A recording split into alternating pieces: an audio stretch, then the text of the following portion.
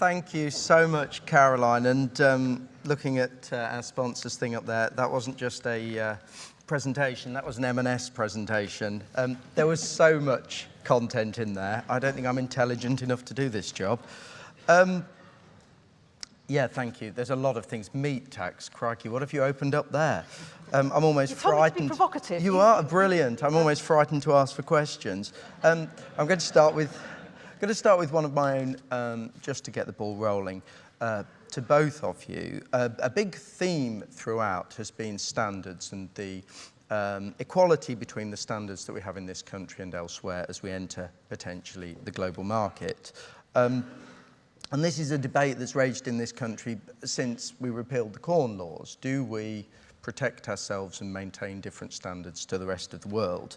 And I think it was interesting when you mentioned minimum wage and affordability of food for other people, and also looking at employment standards. So if we want to have high environmental standards, high employment standards and higher incomes, do we need to protect our borders with tariffs? Or do you think that we can protect those things and operate in a global market? And I'll start with you, Caroline. Well, I've started by being controversial, and I'll be a bit more controversial because I think protecting things can actually be quite a good thing to do, protect the things that you value. I know protectionism is a different issue. I'm not in favour of protectionism, which is basically about trying to protect your own produce and aggressively try to open up markets elsewhere. But to the extent that we think that it's important to be able to protect our own farmers' livelihoods, and at the same time we want them to have higher environmental standards, animal welfare standards, if we don't protect that from unfair competition that doesn't meet those standards, then in a sense we're handing farmers a knife to cut their own throats, which would be utterly mad. So it seems to me that we absolutely do need to be able to protect our higher standards. Otherwise, we will be going at the pace of the slowest. Mm-hmm. And we know that we've had that big IPCC report on climate change telling us that we've just got 12 years in order to really get to grips with the climate catastrophe. So unless we're prepared to do that, I think that we're not going to get where we need to be fast enough.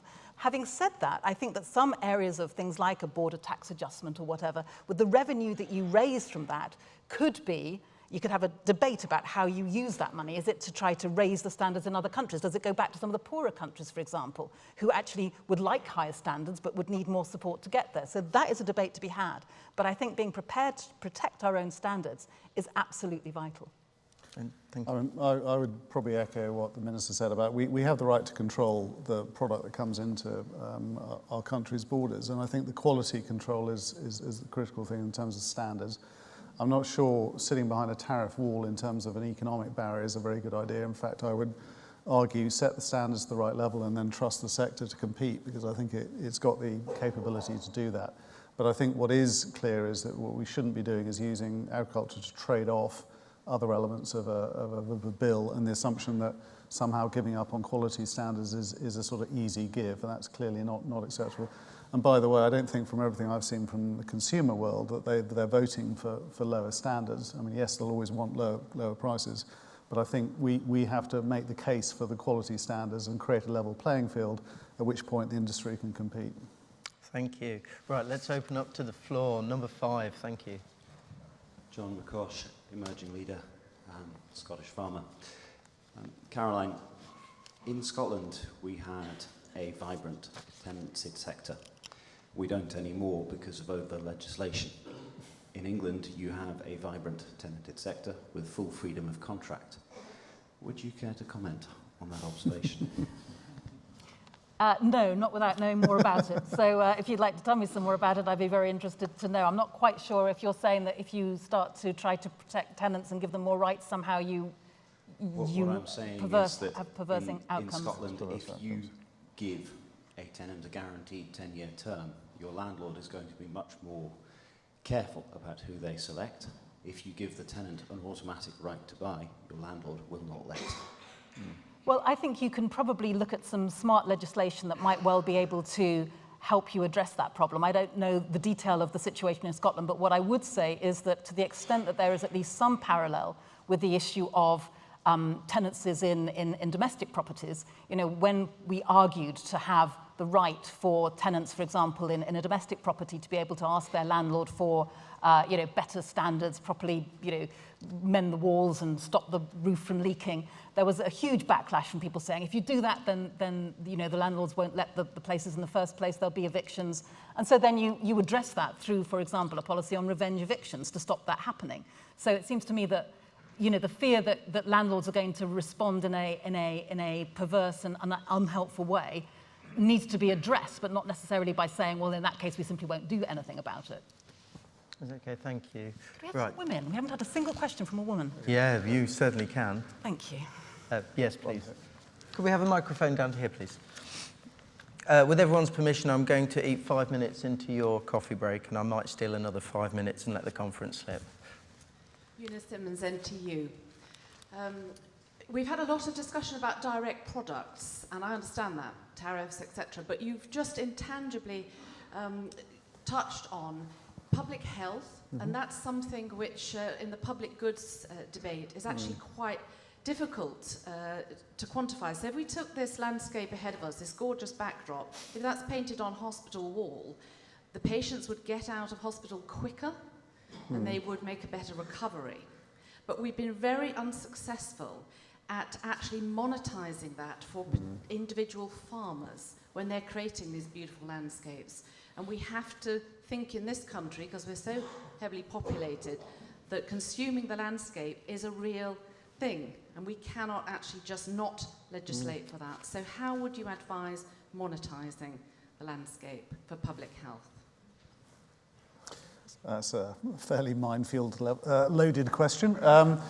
I mean, firstly, I would say it is actually important that this conversation is now happening, because we have got the freedom to decide how that money, from the public is going to be spent. And I think it has to be demonstrably to public good. And access is part of it, health is part of it. I think the challenge is going to come up with some sort of meaningful level of measures and KPIs, and that's exactly I think where the work needs to go in. Because at 35,000 feet, everyone can agree that this is terribly important. Actually turning it into what does that mean for that field, these sets of realities, is much harder. But I do think that putting health, access, and some other elements of the biodiversity agenda, there's going to be a series of indicators which will determine, rather than just acreage and production, that will be determinants of where the money goes. And that is exactly the area in which we need to get into some useful level of detail, because at the moment I think we're still skating above it. I think the public goods debate raises some really interesting questions about the silo nature of budgeting at the moment. So if some returns from a particular investment actually come back to the Department of Health rather than from DEFRA, then somehow that isn't an incentive for DEFRA to do the right thing.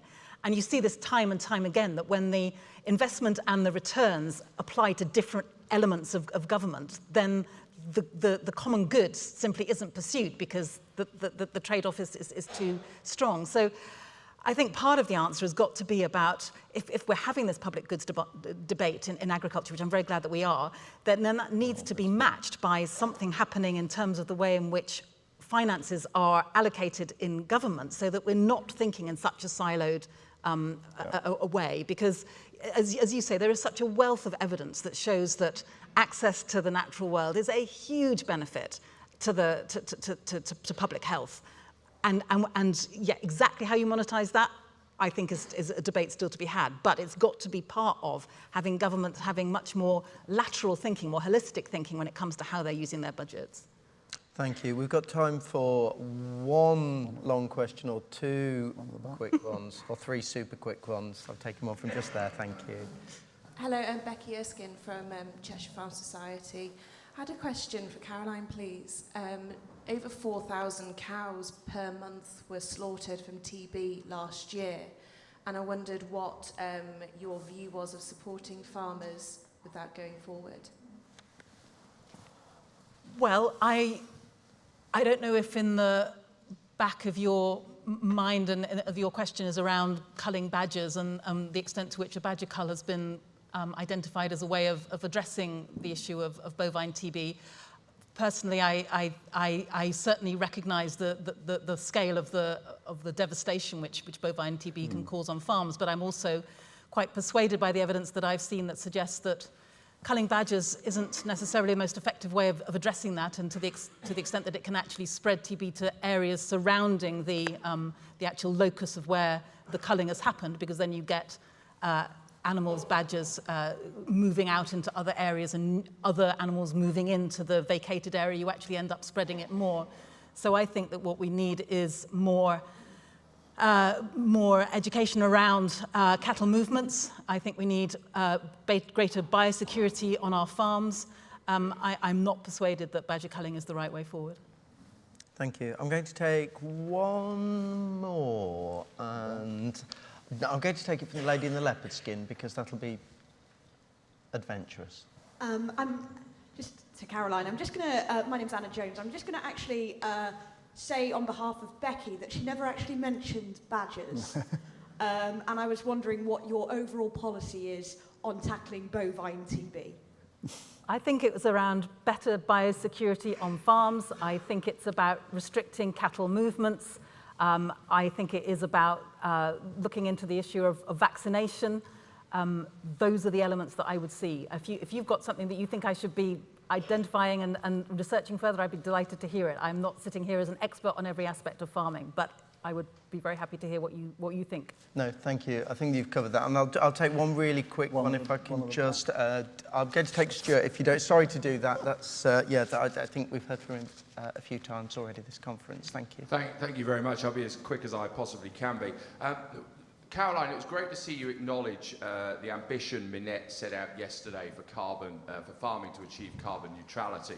This is something we take very seriously and it's something we're very excited about. However, I have a bit of experience with the challenge of obesity. I know a little bit about the challenge of climate change, and they are complicated. The UK livestock production systems are already 4 times more efficient than some other production systems around the world.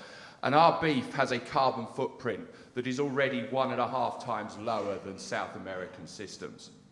Should our priority be focusing on the positive support for our production systems and further investment in improving our livestock performance, rather than looking at a regressive tax that will simply hit the poorest hardest and potentially subject those with a poor diet to even less access to essential nutrients?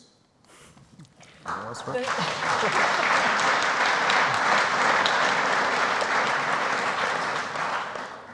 have to say that when I made the proposal for consideration of a meat tax, I wasn't expecting it to go down terribly well in this audience, but it felt like it was an important thing to say. And if you recall the way that I said it was one tool among many to address the very real issue of livestock emissions. And we've had the Committee on Climate Change making the point that in the UK, over the last 10 years, we've seen absolutely no reduction in livestock emissions. Now, I'm not going to argue with you. You're, I'm sure, absolutely right when you say that our beef livestock emissions are lower than those in South America. But does that mean that we don't do anything to address it? I don't think it does mean that. We clearly have to. And I've said that there should be a range of tools that we use to do that. I certainly challenge your response to say that this would hurt poorer people more. That is the last thing I want to do, which is why I said that we should not be using the artificially cheap food argument as a way of not moving forward on standards. I think what we need to do is to make sure that the basket of food, this notional basket of food that is used to calculate welfare payments, for example, and to work out what minimum wages should be, that basket of food needs to include food paid for at good prices that give a good return to farmers and which uphold strong environmental standards or animal welfare standards. So I challenge your argument to say that that would be detrimental to poorer communities. I think that when you're serious, if we're serious about what the Committee on Climate Change is saying, what the IPCC is saying about how fast we need to move to get off the current collision course we're on with climate catastrophe, then if we ignore the livestock area, then we're doing, I think, future generations, our own children, a massive disservice. So there will be a number of tools to be used. I'm simply saying that in many other countries there has been a debate about whether or not a banded tax system might have some role to play, just as a sugar tax has had a role to play when it comes to fizzy drinks and so on. Is that debate going to happen when it comes to meat? I'm really struck by the fact that insurers and others are already looking at this and saying this is an area that is likely to be coming into greater focus in the years ahead. I'm simply saying it's something that we should be considering now. Thank you very much. I regret the fact that we don't have more time to extend this debate, but I would encourage everybody to engage with our speakers on Twitter, because I think that there's a big conversation to be had here. So can I, on behalf of the audience, extend a huge thank you to our speakers and to our sponsors, Marks and Spencer. Thank you very much.